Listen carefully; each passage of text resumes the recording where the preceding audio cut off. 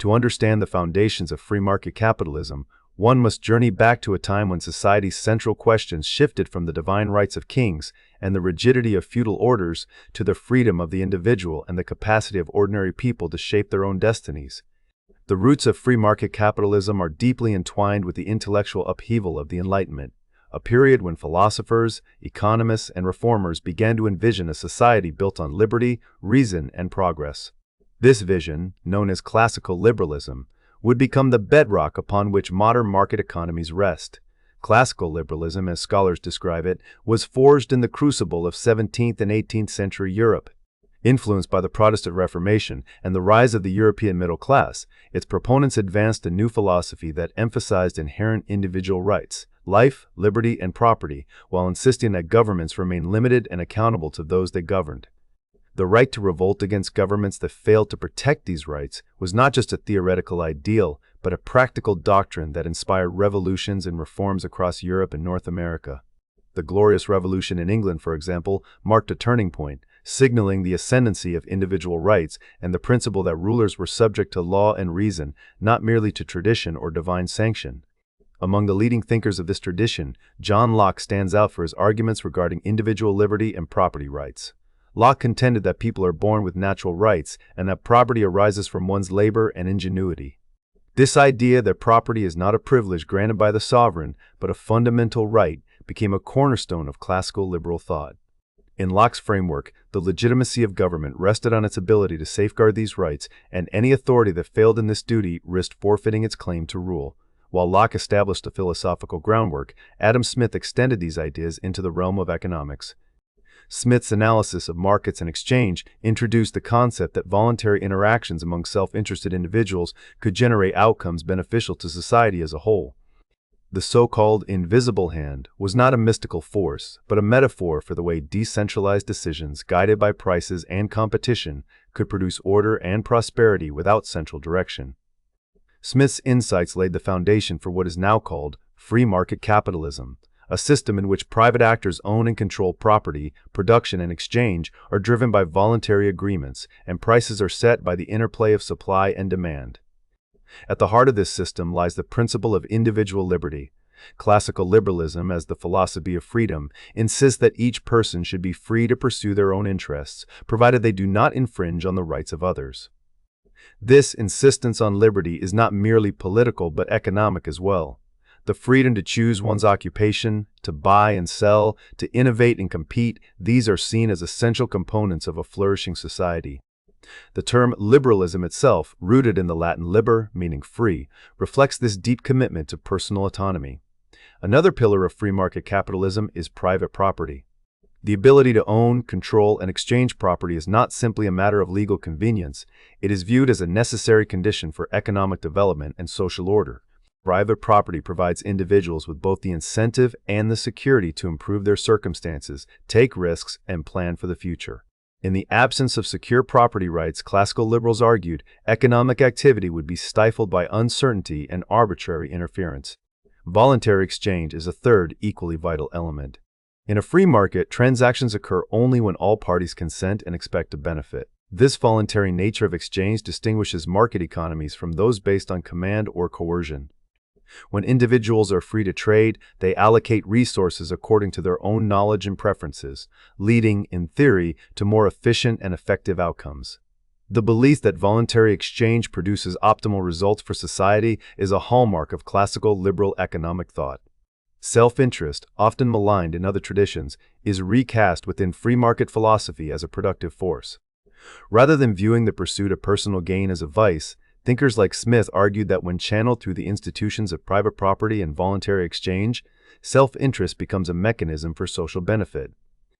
Each person, seeking to improve their own lot, inadvertently contributes to the well-being of others, whether by offering goods and services, creating employment, or fostering innovation.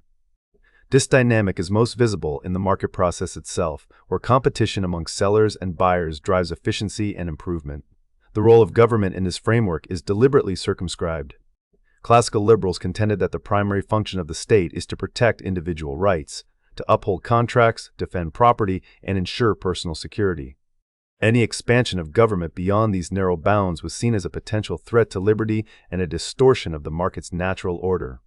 The phrase limited government captures this ideal, a state strong enough to safeguard rights, yet restrained enough not to encroach on the freedoms of its citizens. The evolution of these ideas did not occur in a vacuum.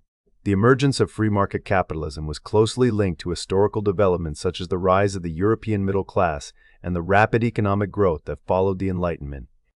As barriers to trade and enterprise were dismantled, societies that embraced market principles experienced unprecedented increases in wealth and productivity. While no society has ever achieved a pure free market, one without any government intervention, the historical record suggests that higher degrees of market freedom have correlated with greater economic well-being. Friedrich Hayek, a 20th century philosopher and economist, argued that the principles of classical liberalism are not simply abstract ideals, but are rooted in aspects of human nature that have evolved over millennia. Drawing on Darwinian theory and the concept of complex adaptive systems, Hayek suggested that individual liberty, free markets, and the spontaneous order they produce are the result of social evolution. According to this view, these principles have survived and flourished because they enable societies to adapt and prosper in the face of change and uncertainty. It is important to recognize that classical liberalism, as articulated by Locke, Smith, and later John Stuart Mill, differs in significant ways from modern liberalism. While modern liberalism often embraces a more expansive role for government in social and economic life, classical liberalism remains steadfast in its emphasis on personal freedom, private property, and the right of individuals to direct their own lives. This distinction is essential for understanding the philosophical underpinnings of free market capitalism and its enduring influence on contemporary political and economic debates. Capitalism, in the classical liberal sense, is defined by several key pillars: private property, self-interest, competition, decentralized price mechanisms, freedom of choice, and a limited role for government. Private actors own and control property according to their interests, and prices are determined by the interplay of supply and demand. The motive of profit is not viewed as a moral failing, but as the engine that drives individuals to create value and respond to the needs of others. Competition ensures that resources are allocated efficiently, while the decentralized nature of markets allows for a diversity of choices and innovations. The connection between classical liberalism and capitalism is not merely historical, but philosophical. The two are often described as closely linked, with liberalism providing the ethical and political justification for the economic arrangements of capitalism. This relationship underpins much of modern prosperity, as the principles of free market capitalism have been credited with driving economic growth, technological progress, and rising living standards in societies that have embraced them. Yet, despite its achievements, free market capitalism has always been subject to debate and criticism. Even among its proponents, there is acknowledgement that no real-world market is entirely free from government intervention or imperfection. The ideal of a pure free market serves more as a guiding principle than an empirical reality. Still, the evidence from history suggests that societies which have moved closer to this ideal by securing property rights, allowing voluntary exchange, and limiting state interference have generally fared better in terms of economic well-being. In tracing the philosophical foundations of free market capitalism, one finds a consistent thread: a belief in the capacity of individuals to shape their own destinies, and in the power of voluntary cooperation to produce order and prosperity. From the Enlightenment thinkers who challenged the old hierarchies to the economists who revealed the logic of markets, the champions of classical liberalism advanced a vision of society grounded in liberty, property, and mutually beneficial exchange. The legacy of this philosophy endures, shaping the contours of economic and political life to this day. While debates continue over the proper balance between freedom and regulation, the foundational ideas of classical liberalism remain central to discussions of economic organization and social progress. Free market capitalism, with its emphasis on individual liberty, private property, and voluntary exchange, stands as a testament to the enduring appeal of a society in which each person is free to pursue their own path, and in doing so, contributes to the common good. Imagine walking through a bustling marketplace, the air thick with the hum of conversation, the clink of coins, and the vibrant exchange of goods and ideas. Each stallholder is driven by the desire to make a living, each buyer searching for the best value. Yet, as these countless individuals pursue their personal aims, something remarkable occurs. Without any central planner dictating outcomes, the market as a whole seems to coordinate itself, matching products to preferences, allocating resources, and adjusting to shifting conditions. This everyday miracle lies at the heart of free market capitalism, and its inner workings have fascinated philosophers and economists for centuries. To understand how free markets operate, it helps to begin with the concept of the invisible hand. This evocative metaphor, introduced by Adam Smith and later expanded by generations of thinkers, captures the idea that individuals acting out of self-interest can, unintentionally, promote the broader interests of society. Beneath the surface of chaotic exchanges and apparent self-seeking lies a subtle order, a kind of social choreography where prices, competition, and voluntary choices guide economic life. But what mechanisms make this possible, and what moral questions does this system raise? At the core of the free market is the principle of self-interest. Adam Smith is often associated with the claim that self-interest is the engine of economic activity, yet Smith's understanding was far from simplistic. He distinguished self-interest from mere selfishness, arguing that rational self-interest could motivate individuals to create, trade, and innovate, thereby generating wealth and progress. Smith observed that people are not motivated solely by personal gain. They are also attuned to the opinions of others and sensitive to shared moral standards. In this light, self-interest, rightly understood, becomes a nuanced force, powerful but not unbounded. It motivates bakers to rise early, inventors to tinker late into the night, and shopkeepers to serve their customers well. In seeking their own benefit, individuals often, though not always, contribute to the prosperity and well-being of the wider community. The invisible hand relies on a crucial mechanism: price signals. Prices in a free market are not merely numbers, but messages, carrying essential information about scarcity, preference, and opportunity.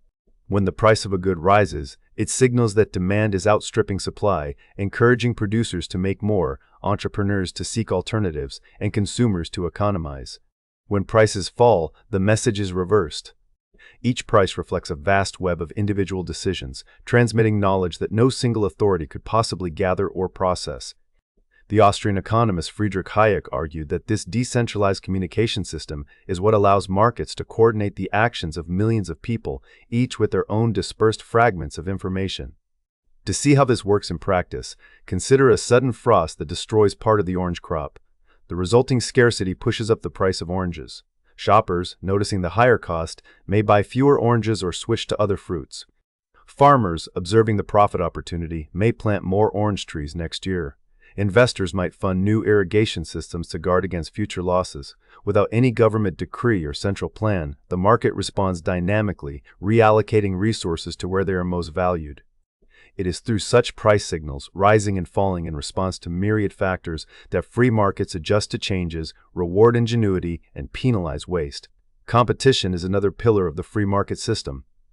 When multiple producers vie to serve customers, the result is a continual push for better products, lower prices, and new ideas. Competition acts as a kind of discipline, ensuring that no single firm or individual can rest on their laurels or exploit their position for long. For consumers, competition means choice and affordability. For workers and entrepreneurs, it promises opportunity and the chance to rise on merit.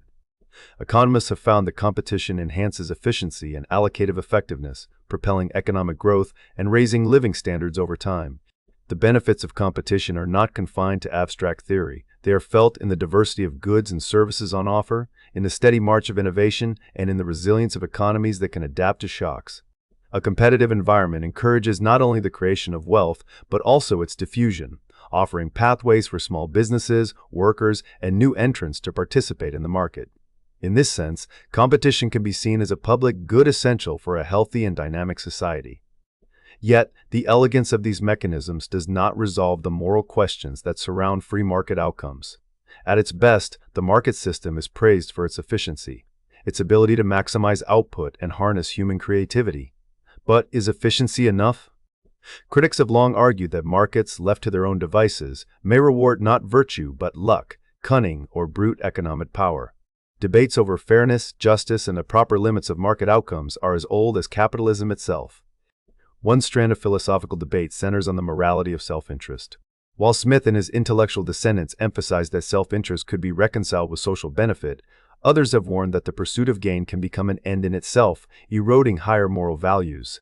Some right-leaning critics suggest that the market's focus on wealth can crowd out concerns for character, duty, or the common good. The question emerges: Can a society grounded in market principles cultivate the virtues needed for civic life, or does it risk reducing all relationships to calculation and exchange? Others focus on the question of fairness. Free market advocates often maintain that voluntary exchange is inherently just, that when individuals agree to trade, both parties expect to benefit, and the resulting distribution reflects the choices and efforts of participants. Classical liberals have defended economic rights as a bulwark of individual freedom, arguing that efficiency and liberty are closely intertwined. If people are free to choose their work, invest their time, and exchange their property as they see fit, then the outcomes, however unequal, have a certain legitimacy. Nevertheless, critics from a justice perspective point out that markets do not start from a level playing field. Differences in wealth, talent, or opportunity can be magnified by market processes, leading to outcomes that are difficult to reconcile with deeper notions of justice or equality. Philosophers like John Tomasi have tried to bridge this divide, arguing that it is possible to care about both economic liberty and social justice. Tomasi contends that respect for economic rights need not preclude concern for the least advantaged, and that a just society can value both freedom and fairness. The debate does not end here. Some theorists distinguish between magnanimous morality, an ideal of generosity and care for others, and outcome-based morality, which focuses on the fairness of results. Free markets, by rewarding initiative and voluntary exchange, may satisfy the latter but not always the former. The question, then, is whether the pursuit of efficiency and liberty is sufficient, or whether markets must be supplemented by other institutions or norms to ensure a more substantive justice. Despite these unresolved questions, defenders of free market capitalism point to its record of wealth creation, adaptability, and progress. Market societies have unleashed waves of innovation, expanded the variety of goods and services, and lifted living standards for millions. The adaptability of markets, their capacity to respond to shocks, shifts in consumer taste, and technological change, is seen as a powerful engine of human flourishing. Even so, no serious advocate denies the necessity of anchoring self-interest in a broader moral order. The limitations of pure self-interest as a basis for social organization are well recognized. Without honesty, trust, and a shared sense of responsibility, the market's mechanisms can falter or even produce harmful outcomes. In practice, the free market is not a machine running on autopilot, but a social system embedded in culture, law, and custom. Its workings depend on a delicate balance between liberty and restraint, competition and cooperation, efficiency and justice. Prices guide resources, competition spurs progress, and self-interest, rightly understood, can serve the common good. Yet, the moral character of a market society depends on more than the sum of its transactions. It rests on the integrity of its participants, the fairness of its rules, and the willingness to ask searching questions about the purposes and limits of economic life. As we peer into the mechanisms of free markets, we find not an impersonal force but a human drama, animated by hope and ambition, conflict and compromise. The invisible hand is neither a guarantee of virtue nor a license for greed, but a reminder of the fragile harmony that can emerge when freedom and responsibility are held in creative tension. The debates over fairness, efficiency, and justice are not distractions from the market's workings. They are a vital part of the ongoing effort to reconcile individual liberty with the demands of a just and humane society. In the end, the promise and peril of free market capitalism are inseparable, inviting us to consider not only how markets operate, but what kind of world we wish them to serve. Free market capitalism, despite its celebrated dynamism and ability to generate wealth, has always drawn vigorous philosophical criticism. As the system has matured and evolved, so too have the voices challenging its underlying logic and social consequences. These critiques are not mere footnotes in the story of capitalism. Rather, they are persistent refrains, sometimes discordant, sometimes clarifying, that have shaped the ongoing debate over how markets should be structured and what values they ought to serve. This chapter explores the central philosophical concerns raised by critics, from the enduring issues of inequality and exploitation to more contemporary anxieties about market power, alienation, and the boundaries of corporate responsibility.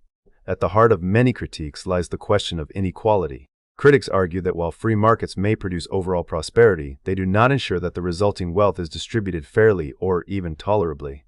Numerous philosophical and empirical analyses point to the tendency of unregulated capitalism to create and exacerbate significant disparities in income and opportunity.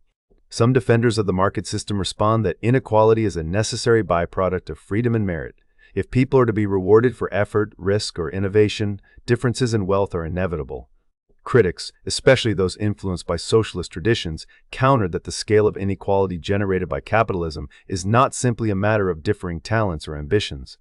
Rather, they argue, it is often rooted in structural features of the system that amplify advantage and perpetuate disadvantage across generations. The issue of exploitation is closely tied to these concerns about inequality. For socialists and other critics, capitalism's reliance on wage labor is inherently problematic. They contend that workers lacking ownership of the means of production are compelled to sell their labor under conditions largely dictated by those who control capital. The result, in their view, is an exploitative relationship in which the value generated by workers is appropriated by owners, leading to growing wealth for the few and economic vulnerability for the many. This line of critique is not new. It stretches back to the earliest days of industrial capitalism and the writings of thinkers such as Karl Marx. In the contemporary context, the charge of exploitation has been sharpened by concerns over precarious employment, stagnant wages for ordinary workers despite soaring profits, and the widening gulf between executive compensation and average incomes. Critics also emphasize how modern capitalism can undermine competition, the very principle that is supposed to ensure efficiency and fairness. In theory, free markets are self-correcting, inefficient firms fail, new entrants challenge incumbents, and no single actor can control prices or outputs for long. Yet in practice, dominant firms often entrench their position, using their market power to stifle competition and manipulate markets to their advantage. This reality, critics argue, has led to a new concentration of economic power, with giant corporations wielding disproportionate influence over markets, politics, and the terms of social life. The decline in genuine competition, some analysts suggest, has contributed to rising inequality, reduced innovation, and a diminished capacity for markets to serve the public good. Calls for robust legal reforms to restore competition and break up monopolistic structures have become a recurring theme in contemporary debates. Another major point of philosophical contention is how free market capitalism handles, or fails to handle, social costs, what economists call externalities. These are the unintended side effects of private transactions that spill over onto third parties, such as pollution, environmental degradation, or the depletion of shared resources. Critics charge that markets, left to their own devices, systematically undervalue these costs because the price mechanism does not reflect the true impact of economic activity on society and nature. The result, they argue, is a pattern of unsustainable development that threatens the very foundations of social and ecological well-being. This critique has gained particular urgency in light of climate change and other global environmental crises, prompting renewed calls for regulation, collective action, and alternative models of economic organization. Beyond the material harms attributed to capitalism, some philosophers have raised concerns about its effects on the quality of human relationships and the fabric of everyday life. There is an argument that while efficient markets excel at allocating resources, they can also be alienating. The relentless pursuit of profit and efficiency, critics suggest, may crowd out space for care, reciprocity, and authentic human connection in productive activities. When social relations are mediated primarily by market logic, some fear, the bonds of community and solidarity are weakened, and individuals come to see themselves and others as mere instruments for personal gain. This sense of alienation is not limited to workers. It can permeate all levels of society, affecting consumers, entrepreneurs, and even those who ostensibly benefit most from the system. These philosophical objections are not always directed at the concept of markets themselves. Many critics distinguish between the idea of voluntary exchange and the specific institutional forms that capitalism has taken. They argue that the pursuit of profit and accumulation, especially when unchecked by social norms or regulation, can undermine the ethical foundations of economic life. For example, the commodification of healthcare, education, or other essential goods raises questions about whether markets are the appropriate mechanism for allocating all types of resources. Some theorists contend that certain goods are so central to human dignity and flourishing that they should not be subject to the logic of supply and demand. In the contemporary era, the debate over free market capitalism has been further complicated by the rise of neoliberalism, a policy orientation that prioritizes deregulation, privatization, and the reduction of state intervention. Critics of neoliberalism argue that this approach has intensified the negative consequences associated with free market capitalism, leading to higher levels of poverty and inequality. They point to evidence that, over recent decades, the benefits of economic growth had been distributed unevenly, with many communities experiencing stagnation or decline even as overall wealth has increased. Defenders of market liberalization, on the other hand, emphasize its potential for fostering innovation, entrepreneurship, and global prosperity. The tension between these perspectives continues to animate political and philosophical discussions around the world. A related area of debate centers on the responsibilities of business in society. Milton Friedman, one of the most influential defenders of free market principles, famously argued that the only social responsibility of business is to increase its profits, so long as it stays within the bounds of law and ethical custom. For Friedman and his followers, any broader conception of corporate responsibility risks undermining the efficiency and clarity of market outcomes. Yet this view has come under growing scrutiny, particularly as concerns about environmental degradation, labor rights, and social justice have come to the fore. The rise of movements advocating for environmental, social, and governance criteria reflects a widespread belief that businesses must be accountable not only to shareholders but also to a broader array of stakeholders. In some cases, legal interventions have sought to compel companies to consider these wider responsibilities, challenging the premise that profit maximization should be the sole guide for corporate action. The question of how to reconcile market freedom with democratic values is another enduring source of philosophical tension. Some argue that the concentration of economic power inherent in capitalism can threaten the functioning of democracy, as wealthy actors gain disproportionate influence over political processes and public discourse. This concern is especially pronounced when it comes to the funding of elections, the shaping of regulatory frameworks, and the ability of ordinary citizens to participate meaningfully in decisions that affect their lives. Others contend that markets and democracy can be mutually reinforcing, with the freedom to buy, sell, and contract serving as a bulwark against state overreach. The relationship between economic and political liberty remains a central question for both theorists and policymakers. Within the philosophical literature, there is also debate over the very definition of justice in the context of capitalism.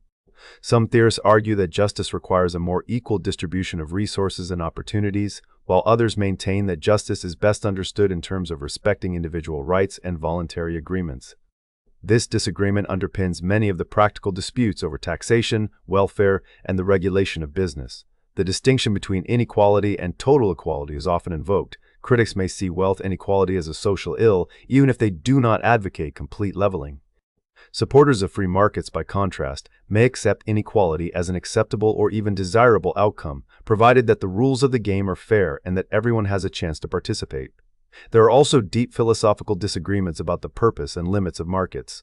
Some critics emphasize that markets are not value neutral. The allocation of resources according to willingness and ability to pay can sometimes clash with principles of need, solidarity, or desert. For instance, the underprovision of public goods such as clean air, national defense, or public health illustrates the limitations of relying solely on market mechanisms to meet collective needs.